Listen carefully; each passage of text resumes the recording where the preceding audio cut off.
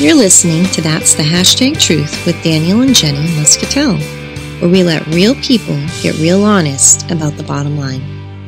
So today we have joining us Lea Tran. Lea Tran's journey to freedom didn't end when she left Vietnam and arrived in the United States in 1980 as one of many boat people refugees. For many decades, she was an adolescent girl stuck between two cultures and continents. Although Lea was free from tyranny and oppression, the emotional bonds of guilt and responsibility kept her from being truly free. After 40 years, Lea learns that freedom is not only a place, but a state of mind and inner peace.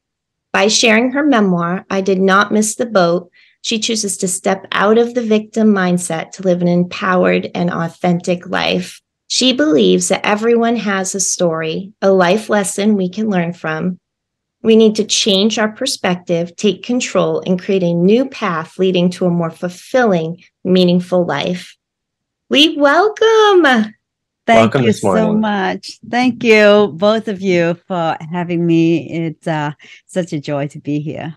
Oh, it's our honor. We've followed along on your journey for quite a while now.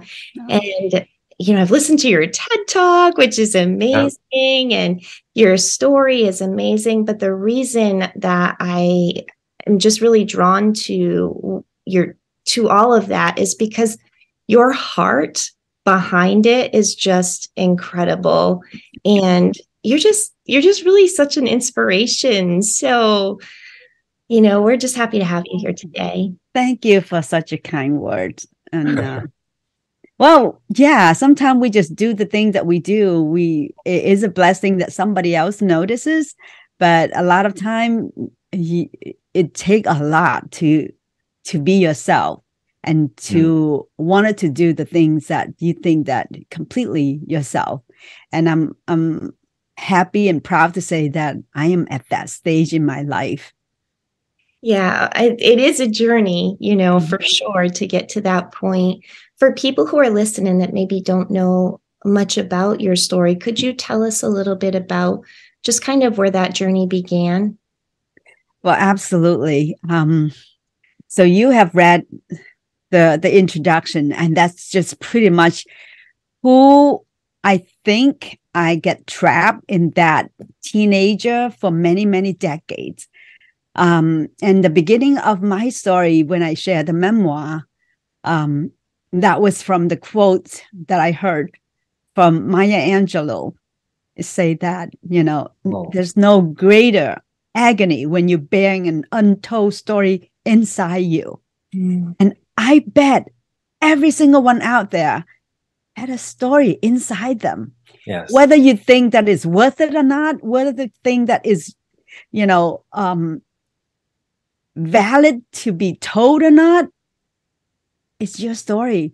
And sometimes, and many times, we tend to think that our story is not significant because we live an insignificant life, right? But certain time in your wisdom, it will come to a place where you think the significant is in the insignificant part. And that's whose many years I thought I was nobody. I was just a refugee that's trying to make another day, trying to overcome whatever I inherited. Mm-hmm. And I was so wrong, because when I'm start letting that crack open, and I have heard so many people come to me say, I want to hear your story. It's very intriguing. It will help a lot of us not understanding the war in Vietnam and just heard it on TV. And we didn't know the depth of it. And we want to hear from a perspective from a person who lived through that period, that history, and what you went through with your family. And that would give us a little bit of an understanding of what millions of refugees nowadays in the world that is going through. So I was really happy. And I have to say that with all the confidence in my life, I'm still a very very low self-esteem person. Mm. And I was like, who am I to write the story, to write a book, to tell a story? Who want to hear it, you know? But the pandemic really gave us the gift of time. Mm-hmm. And when I have nothing else to preoccupy my mind but the pain of suffering, of knowing that this world crisis had very similar to the crisis that my family and hundreds of thousands and millions of people went through in the period in Vietnam. Yeah. And fear is fear, right? It doesn't matter what caused it. Fear is still fear. It will cripple you. Yes. And I decided that instead of sitting there and going through the crippling feeling, which I have done many, many weeks and months, Mm-hmm. I choose to get out of a step out to tell my story. And to tell story, that means I have to go back to that painful time and relive every moment. And that was not easy, but I know that it's a healing journey for me. And it's also a way that I can glorify and pay tribute to my dad, to my mom, Mm-hmm. who have done absolutely everything they could to give us the freedom. And by doing that, I know I'm freeing myself. I'm freeing myself to the place that fear is just an obstacle. It's not a wall that block me. I know I can get through that. So I did not miss the boat. Was born during the pandemic, and during the 6 months from March to August, I was furiously trying to get that book out. And it's a healing journey. It's a self-discovery journey. And I am just so happy that it's off my chest. And my heart is a lot fuller knowing that I'm not that scary anymore. Mm-hmm. I'm still scare because, you know, who can say that they're not, right? 100% scare free. But I think that I can tell myself that every scary journey that you can overcome and be over that wave and be able to conquer it. Mm-hmm. That's really so incredible. I know what you mean. I have talked to so many people about the pandemic and just that being a time and an opportunity to kind of move forward with things that we didn't really know maybe we're there to move forward with. And so it really did provide that opportunity, but you're jumping in and you're opening up this story. And when you write a book, like you're really digging in deep, you know, every sight, every smell, every sound, every image, you know, and it really is kind of a cathartic thing to be able to get through that. I like what you say about every single person has a story.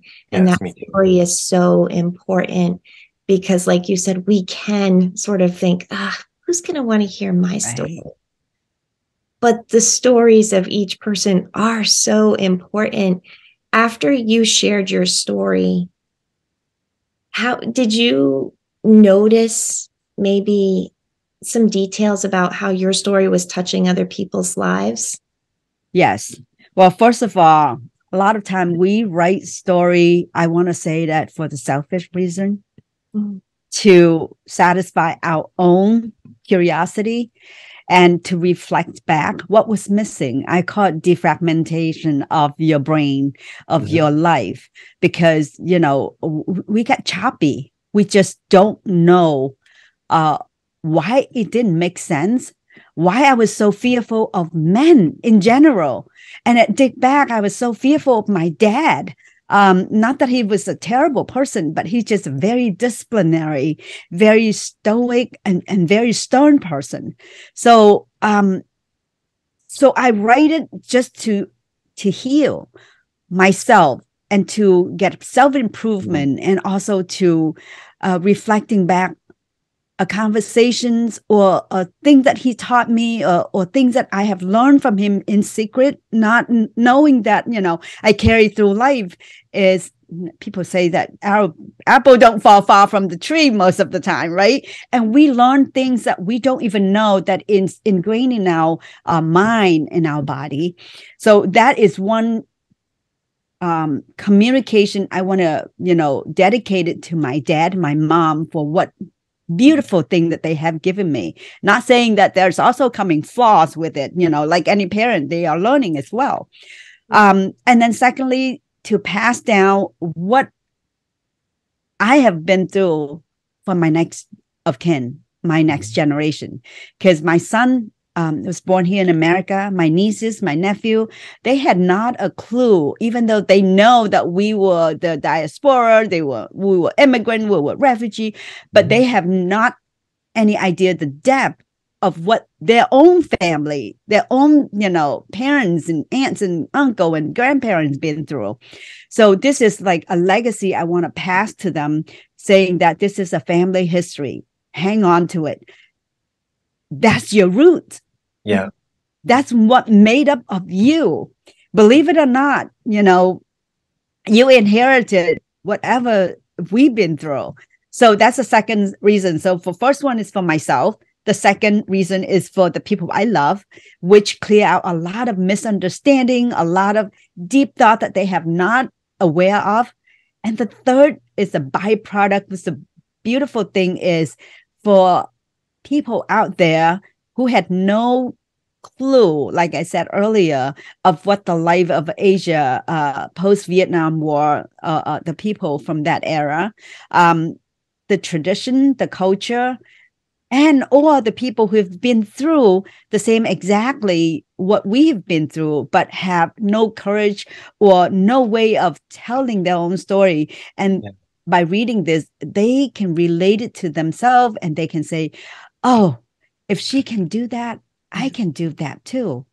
And I'm not that insignificant like I thought I am. I'm giving them hope. And there's a lot of emails and texts and people who reach out from across the globe in response to my story.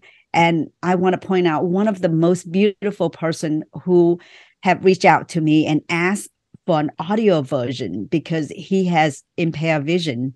And he left Vietnam when he was 13.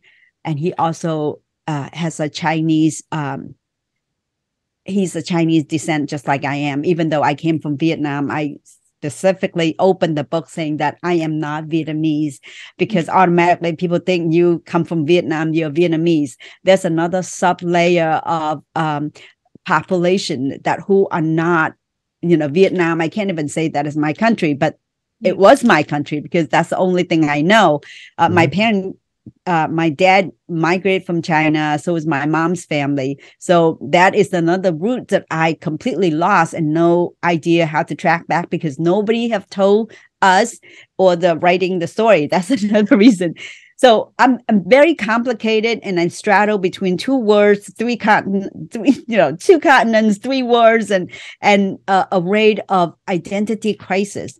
And that gentleman, he left Vietnam when he was 13. He also have a very complexity of background. Like I said, born in Vietnam, Chinese, almost blind, firstborn, just like I am, being bestowed a lot of responsibility.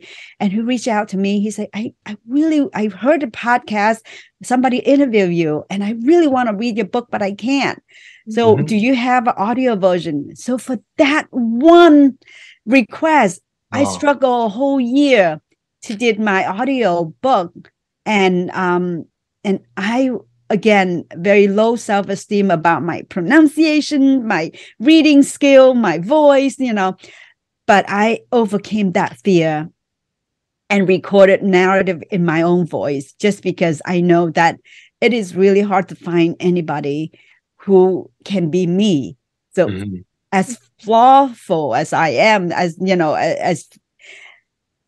imperfect as I am, I overcame that and did the narrative myself. And I'm proud that it's out there too. So that is something that I feel impactful, and my story have value in that sense that is not only for me, for my family, but it's also for a lot of people who read the book and also felt that my story have beneficial them to dig back in their own roots, or to entertain them, that they find things that they can learn from a different culture, and to heal themselves. Mm-hmm. Well, and just the human drive and the human spirit to survive and to move forward and to adapt and to find change. But gosh, this one person who reaches out to you says, gosh, do you have this in an audiobook? Your heart, you're just so loving and thoughtful. And you're like, well, I'm going to overcome this for this person, like, just, I can't even imagine what that must have meant to him, to be able to hear that. Your story alone gives freedom, but the care that you took to provide that for him is truly, I was like, oh, I don't know, whatever you give, I think is you receive tenfold. Mm-hmm. And you say that how much it meant to him, I think it meant to me tremendously to know that somebody out there wanted to hear my story, because it will help him put all the puzzle of his own life, not all, maybe some of the puzzle in his own life back to the order, to understand. Because I left Vietnam when I was 13. I came to America when I was 17. He was 13. So, even though it's only a few years different, but between the 13 and the 17 or the 16, there's a world of understanding. That is a generation of high school right there. So I appreciate a lot when people either give me a review, and I want to hear every single bit of it, good or bad. Mm-hmm. Yeah. Yeah. And no, you go ahead.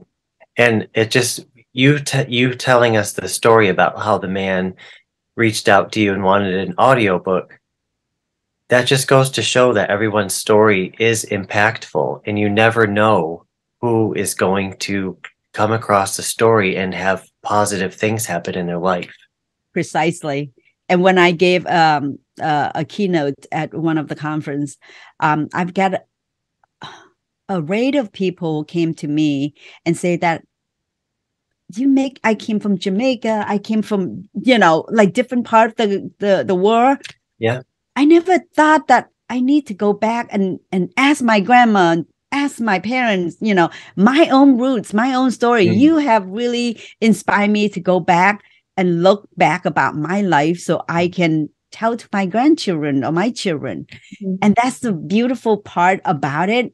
The book is not about me, even though it's telling my story and the story of refugee collectively, but it's the story of inspiration that we all have story, and do not be afraid to love yourself and love your own story, because many times we bring a lot of resentment in our own story, a lot of guilt, a lot of shame. I keep saying that I have a big label on my forehead saying that refugee. I can't really contribute much. I feel like all I do is just take. When you first come to this country, you are on welfare, you all the stigma come with it. And I think, you know what? We've been through that for a reason. Mm-hmm. Now is the time to give back and saying that you're not only taking, but you contribute too. I'm a upstanding tax citizen, payer citizen, and I do good stuff. Why am I still thinking that refugee label affecting me? That's a part of me that I should be proud of. Mm-hmm. And I'm glad that many people have find that story also trigger to tell their story and be proud of who they are and where they come from. Mm-hmm. Well, it's one of the things that you're saying there stands out to me quite a bit. Well, there's so much, but is in life, I think so often it can be a lot easier to say help someone else or give someone else a hand, but we don't always like to have it ourselves. And isn't it the truth? Yeah. Isn't it the truth? We would do everything we can and tell people and help people, but we are so harsh on ourselves. Yeah. Like, okay, you should do more. Okay, you know, things that we tell ourselves is, I think, it's the hardest thing that we need to overcome is to be nice to ourselves. Mm-hmm. Give ourselves a little bit of grace. Yes. Yeah. Yes. Yeah. Yeah. If we can be nice to us like we are nice to any stranger, that would be the goal. Exactly. So now that you've been through this process of telling your story and sharing your story, and you've done it in all kinds of forums, I know you talk about freedom a lot. And so what does that feel like in terms of freedom to be able to just share openly? Absolutely. Absolutely. I think for many years, again, I'm going back. The book is called I Did Not Miss the Boat. That's a metaphor of, yes, physically, I didn't miss the boat because I'm here. I got to the freedom. But then many years, I still live in that freedom, constrained the freedom that I was afraid to be myself. In my mind, I'm still holding back. I still feel like I'm trapped in that 16 years old mindset. Although I have accomplished a lot of things in life, but as far as freedom wise, I was not true to myself. I'm not living the life I envisioned for myself. I do everything just because it's better for the family, it's better for financial, it's better for, many obligations that comes along with it. So 7 years ago, my husband and I just kind of left everything. I left my prosperous business. He left his career, and we are truly going to live a free life. We moved to Florida because we know that the climate's agreed to us, and we don't know what we're going to do. Not knowing what career path I will be, but one thing I want to caution people that freedom comes with a price. Be free, be bold, but do not be reckless. So, what we try to do at the time, we make sure we have cushion, we have a safety net that catching us. I don't want everybody to stand up and say, I want to be free, and I'm just recklessly doing things that not responsible for your family. You have to have a well-planned goals and achievement, so you can get to the free, truly free. So we moved down here, and I think free is able to tell your story, to share who you are. And again, the pandemic really pushed me to that final. I live freedom of mind. I want to focus on how to give back, how to help people. Now that I have built a life, what is the last journey of my life that I want to contribute to society, to myself, to my family? And writing a book was the last push to be able to share. And I think that relieve a lot of constraint, a lot of stress that when you carry a story that you're not be able to express freely, and not to give away, but my identity is also very conflicting between who I am when I was in Vietnam and who I was when I escaped the country. My age was bumped down, and I live in a world that it feels like imposter all the time. So now I want to be coming out clean and just be myself. And so during the pandemic, again, I started a podcast. It actually goes live. It's not recorded because I'm so afraid that I will want to go back and fix everything, or just not feature it at all because I might have said something wrong or something not coming out right. So I ripped the bandage and said that we're going to have a live. And I was able to recruit another former refugee from Cambodia. Her name is Sarah M. And I asked her to be my co-host. God bless her. She's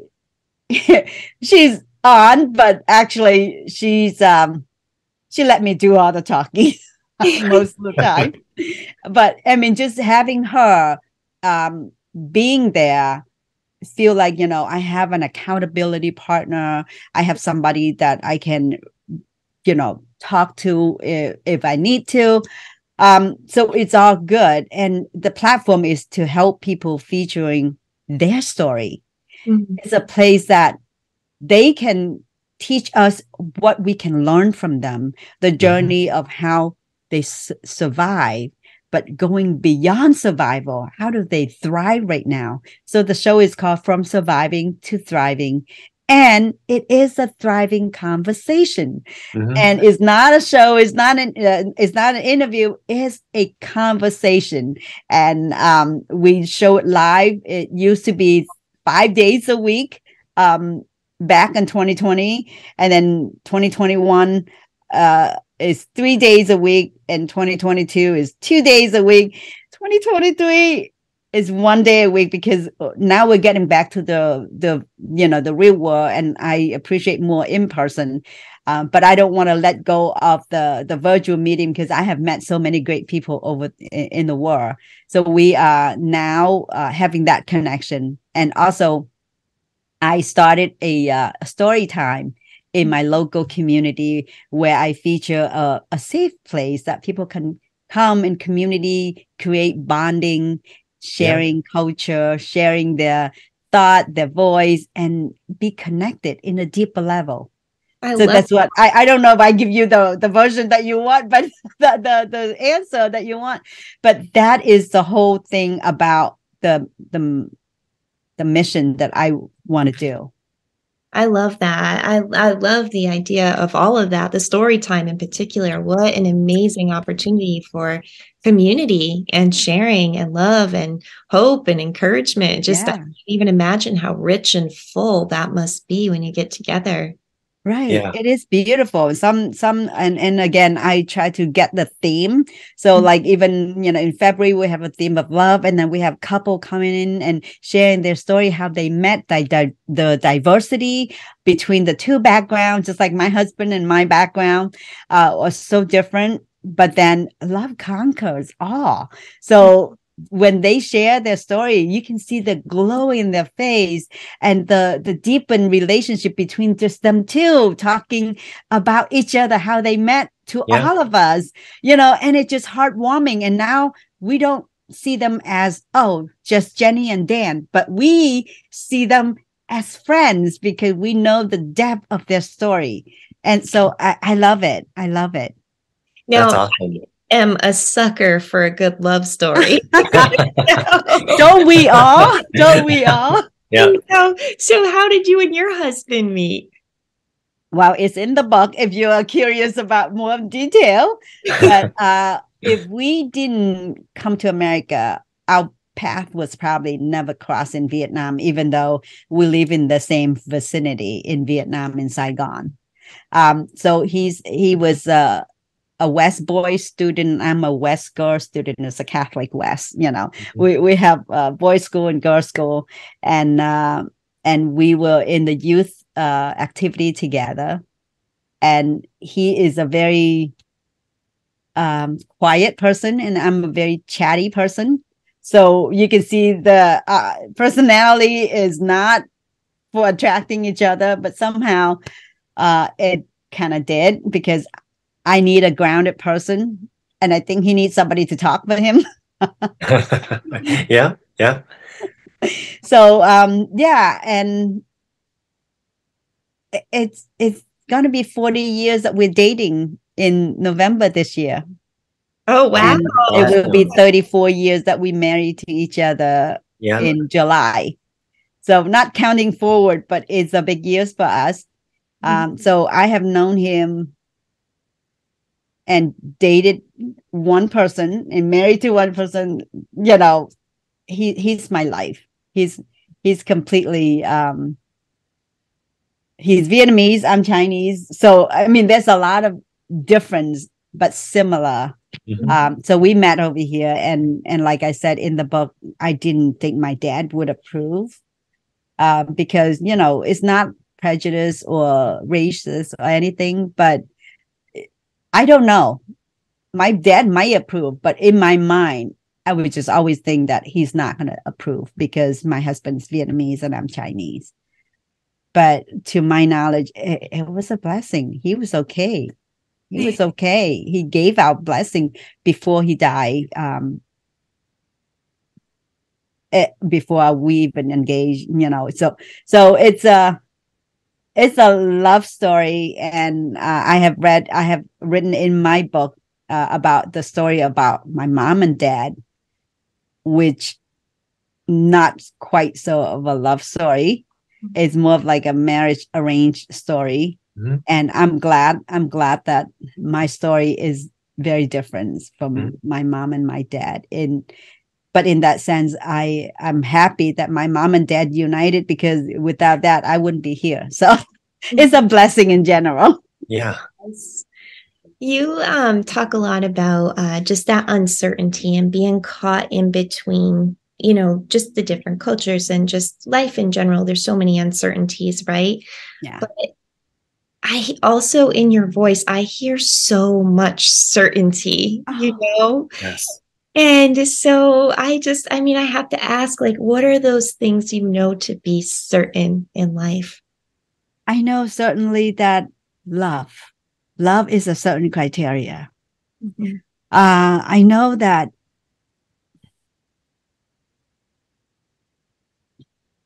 if we can overcome our fear, we can do a lot more. It's just that, how are we going to overcome our fear? Yeah, that's not easy. It's easy said than done, right? Yes, so many inspirational books, so many inspirational speaker story, and you read it and you say, oh, I wanted to do it. I know if I can overcome that, I will be fine. But every day, it doesn't matter how confident you are. And you've listened to all the greatest people on earth, Brene Brown, I think all the president, everybody, emperor, if they're deep down inside, they do have fear too. They also have the nervousness and other thing. But it's just something that you have to work every day. And my certainty is, if I am happy with myself, if I'm content with myself, then it's enough. Yeah. Then it's enough. But the uncertainty part is still that, that monkey brain, that ants in your brain, that automatic negative thoughts that's chattering all the time. Mm-hmm. Just have to find a way to shut it. And sometimes it works and sometimes it doesn't. Right. So yeah, that's the uncertainty part. But the certainty part, I know that as long as I have my love, my husband, the people that I love are here, I'm good. Yes. Love that. I love that. I do too. Well, it really, it's such a good thing that you're saying, because the love does ground us. Yes. And like you said, when we have those up and down times wrestling with our fear, we go back to our grounding, and that gets us through and our journey moves forward. Yeah. That's one of the things that helps our journey move forward. Because sorry, go ahead. Sorry. The uncertainty is what life throw the curveball at you. Mm. And those are the uncertainty that I know I can face it, but how sturdy I am to face it. Like my dad, when he had 2 strokes within a month, and I was in my college, and that was so uncertainty. It was so uncertainty, but I dealt with it. I dealt with it, not knowing how I did it. I just keep moving on. I have my husband at the time was my boyfriend. He was there by my side, and I felt I draw the strength from him, and I dealt with it. But I didn't deal with it in a deeper level.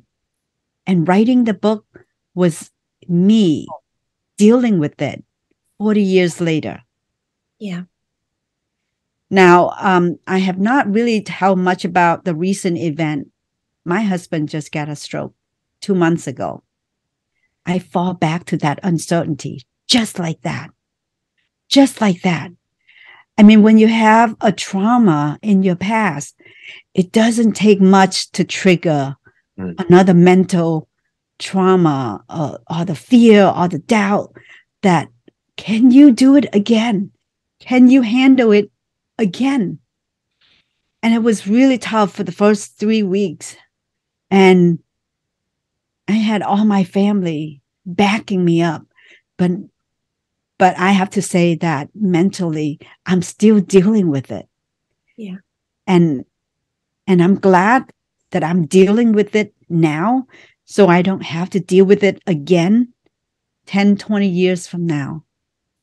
And I say that, be brave and deal with it.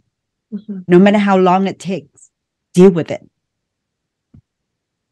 And it's one of those things too, where like, no matter what the situation is, you know, just like you said, the thing you're certain of is love. Is one of the things that's the scariest about that. You know, if your husband has a stroke, is what can you do, right? Like, Yeah. you're there, you're supportive, but Right. you're surrendering to the situation in a sense, to Right. do the best you can with the tools you have and the resources you have. But the thing you can do is love. Right. It's so beautiful. Yes, it's absolutely true. I mean, you have to think, what can you do? What can you control? Mm-hmm. Now, the fear is, what did it happen again? Right. I mean, it's like, you know, in the middle of the night, I was like, I want to check just to see if he's still breathing. You know, it's like you have a little baby, that you give birth to a little baby. I know many parents might be relate to that. Like, you just have the urge to get up and check up on your child to see. You know, back then there's those SID, you know, the sudden death syndrome from babies, and that give you a lot of fear. But again, those are a lot of imaginative in your brain, and I'm still dealing with it, you know, because they still couldn't find the cause of the stroke. Yeah. And they say 1 in 4 patient has a stroke will likely to reoccur again. Now, do I want to sit there and keep worry about that? This moment, I have to admit that it's there. It does not cross my mind that I can do anything about it. Now I can just focus on eating healthy, exercising, you know, get him recover. But what if, you know, and are we going to sit there and worry about the what if? Yes, we will. Mm-hmm. But we also want to also take care of the thing that we can control. And I want to say that nobody can say that uncertainties is not going to come. You know, who knows if flood's going to come tomorrow, hurricane's going to blow your roof away, crisis, war, you know, there's a lot of uncertainty out there. Yeah. But do we want to always constantly worry about that? We got to make sure that we retreat. If we don't have time for the war, we retreat. And like I did the last 2 months, I retreat and withdraw and say that just focus on one thing, how to get him better. And that's all in my mind. Everything else can wait. Yes. Yeah. 100%. Well, gosh, you know, I so appreciate, you know, just everything that you do and everything that you've been through, but just how much you do really love the people around you. You know, it means so much to hear that, because a lot of time, like I said, again, we don't really value what we do, but as long as we just keep doing the right thing, we're just doing what we think that is, you know, benefiting not just us, but for the people around us, it will come back. It will come back. And I appreciate you too for doing this, because it's just like my podcast. You're just featuring about story, the truth, right? The bottom line of humanity. What is it? Yeah, it's your story. Now, all of these things that you do to help other people, and you know, I know you have your other reasons as well. You work through your own story. You pass information on to your kids so that they understand a bit more. But for you personally, what makes your heart sing? To live truthfully and not be afraid to be anybody else. To be able to proudly get your chin up, your chest up straight, and say that I live to the best of my ability. I am not going to worry if I don't ever wake up again. If I go to bed, I know that my conscience is clear. Mm. I live a full life. I have loved, give love, been loved, and I'm not worried about going to meet my creator. And I want people to remember me as a person who bring good to the world. Well, you know, I think they will. And one of the things that's really awesome about you is we can tell some people encouragement and things like that with our words. And you do that, but you also give a lot of people encouragement from the ways that you live courageously and live lovingly. And sometimes we forget that it's not just our words, but our actions and our life that is a light to other people. And yours really is. Oh, thank you so much. Thank you. That means the world to me. Mm-hmm. Well, is there anything else you can think of that you want to share that maybe we didn't think to ask? Sure. If you are curious about my life, please welcome to check out my book. And the reason I say, I didn't miss the boat, neither should you. Every single one of us have a boat, and don't miss it. And we all have this very short, precious life. Mm. I call that the boat.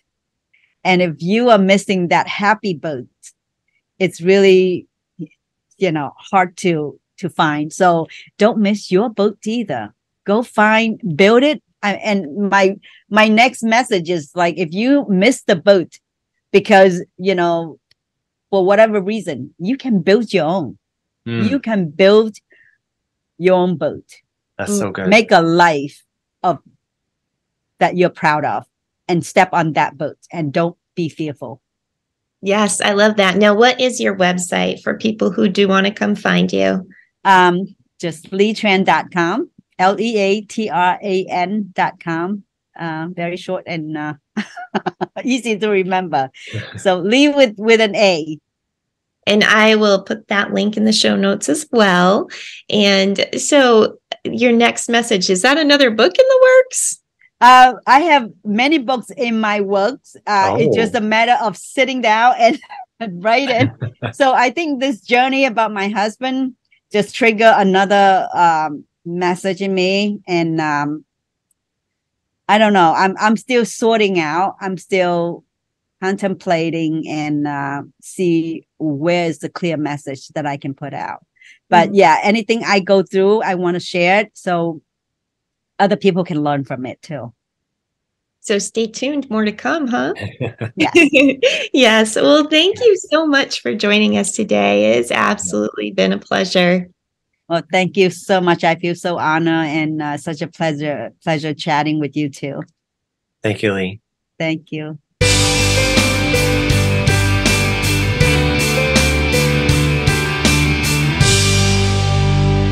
I just love her. Is she not just so, the word I get is, she's just refreshing, her personality, her kindness, her heart, her love for other people. One of the biggest things that stands out for me is when she talks about the difference between surviving and thriving.